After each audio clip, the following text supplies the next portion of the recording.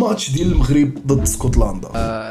جريونا في التيران باش نفرحوا البشر. هذا الماتش ماشي غير 90 دقيقه في التيران، هذا الماتش كيعطينا الصوره على المغرب اللي تبدل. قبل سنوات كنا كنفرحوا غير من المنتخب كيتأهل، اليوم المغرب ولا كيلعب ودخل بشخصيه وثقه وطموح ديال المنتخب كبير. ولكن هذا التحول ما وقعش غير في الكره، حتى في التجاره والصناعه المغرب ولا حاضر وبقوه. معكم يونس السلمي، وهذا الكونت هذا كيهضر على لامبور والاكسبور الكوميرس انترناسيونال. هذاك الشيء علاش خاصك دير فولو وتسيفي هذا الفيديو. في 2025 صادرات المغرب وصلت تقريبا ل 50 مليار دولار. الصادرات ديال السيارات بوحدها وصلت ل 150 مليار ديال الدرهم، والفوسفات والاسمده اللي ولاو من اقوى الاوراق اللي عندنا في العالم. اما اسكتلندا فالقوه ديالها معروفه في الصناعات الغذائيه، الطاقه والخدمات الماليه. الويسكي بوحدو اللي سجل تقريبا 5.4 مليار باوند في 2024. ولكن الرساله اليوم ولات اوضح من اي وقت فات. المغرب ربح اسكتلندا، وهذا الفوز ماشي غير 3 النقاط في المجموعه، هذا الفوز كيعكس واحد الحاجه اللي مهمه. المغرب ما بقاش غير كيتفرج في الكبار، المغرب ولا كيجلس معاهم في نفس الطبله، في الكره، في الصناعه وحتى في التجاره. واللي كان مستحيل دابا قبل سنوات ولا اليوم واقع اللي كيتعاود مره من بعد مره. هذا هو المغرب الجديد، ثقه وتنظيم وطموح اللي ما عنده السقف. خلونا في لي كومونتير كيفاش جاكم الماتش، وهذا ما كان.